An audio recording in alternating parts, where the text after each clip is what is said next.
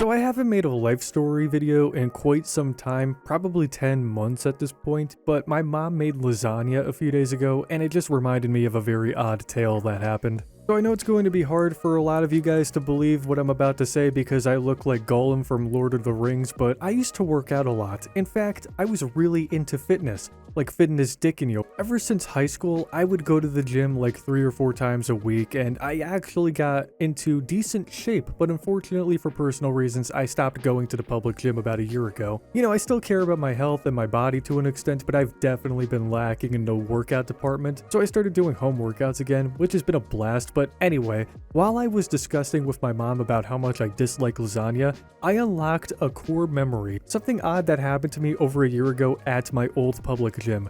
And today, I want to tell you guys the story about a man that I like to call Lasagna Man. Lasagna Man can only be described using 2 words, creepy and talkative. Maybe odd, also insane to an extent. Okay, so that's like 4 words. Look, Lasagna Man was a character. So last year, after I got my heart smashed into a million pieces, I went to the gym more frequently since, you know, I had more free time. Anyways, one day I walked in to work on my chest. Now, usually on chest days, I'll start right at the bench press and warm up a bit. So far, everything was great. I warmed up, I did a set, and I began my rest. While I was resting, an older gentleman walked up to me. Probably in his late 60s, he was wearing a very bright orange t-shirt tucked into his sweatpants, which were up to his nipples. He had a very broad beer gut, which there's nothing wrong with that, by the way. Like, we're all at the gym trying to better ourselves. I just figured I'd point that out so you guys could picture the character a little bit better. He had on white Nikes, and his hair was very similar to Don Vito's hair from the episode of Viva La Bam where the guys shut off the power to their house and reenact the Civil War. Yeah, it looked like that. Hopefully you guys can now picture the man that stood before me, aka Lasagna Man. Now, I don't mean to jerk myself off or anything, but I'm a pretty nice guy in real life, at least I think I am, especially towards new people, but I'm also pretty shy and closed off. Like, it's hard for me to open up to new people and hold a conversation, you know, all that jazz. I'm sure most of you can relate. Like, I have terrible social anxiety. Well, none of that mattered because this man basically did all of the talking for me. He comes up to me and just starts talking as if we've been friends forever, which isn't terrible or anything. Like, the way he first started to talk to me made me feel comfortable enough to just be myself. Like, I was pretty relaxed, and that definitely took the edge off the conversation a bit. So, you know, the guy asked me the basic questions. You know, hi, how are you? What's your name? What are you working on today? Now, again, I'm resting, so talking to this person for a few minutes isn't the end of the world for me. However, the conversation wasn't a few minutes. This man would go on to talk to me for the next 40 fucking minutes, I swear to Buddha. I'm sitting on the bench press and he pops the squat right in front of me on some other piece of equipment, and the conversation just goes from, hi, how are you, to, I was in the army once. And then the convo went from him demonstrating as close to me as physically possible how to squat to, in my past life I was an eagle. Like, this man was all over the place with his conversation, just talking to me about as many things as possible. Finally, about 40 minutes later, he lets me get back to my workout. He says, all right, I'm gonna let you get back to it. Have a good one. And at this point, I'm already exhausted because I had to listen to a roller coaster of stories that I just did not expect or ask for. But I pushed through the rest of my workout and went up to the front desk afterwards. Now, I used to know a lot of people personally who worked at this gym because I've been going there since I was 17. So the workers, most of the regulars who went to the gym, all of us were pretty tight for the most part. Like, we all knew each other. So I went up to the front desk after my workout to talk with my one old friend, and I asked him if he knew anything about the old guy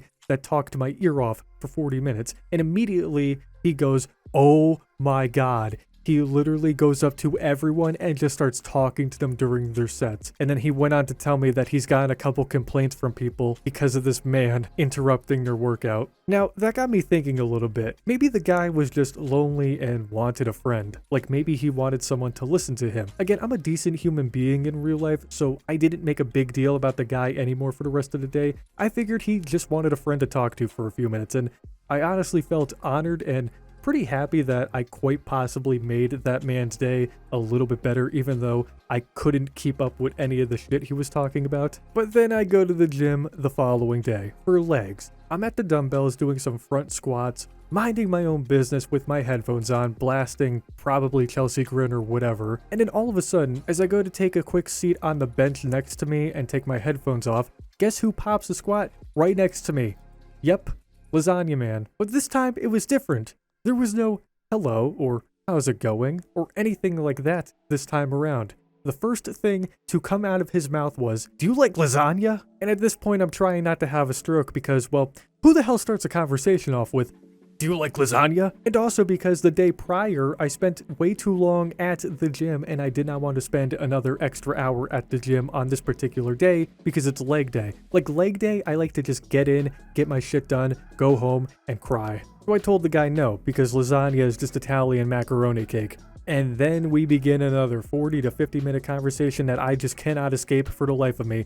He starts talking about his wife's lasagna, calling it terrible, and then he starts ranting about how bad his wife's cooking is in general. And if for some reason he just goes off on a political rant talking about things that, well, let's just say I don't really agree with a lot of what that man was dishing out to me that day. Let's just say I love everyone for who they are, and that Lasagna Man was a bit out of touch with modern society.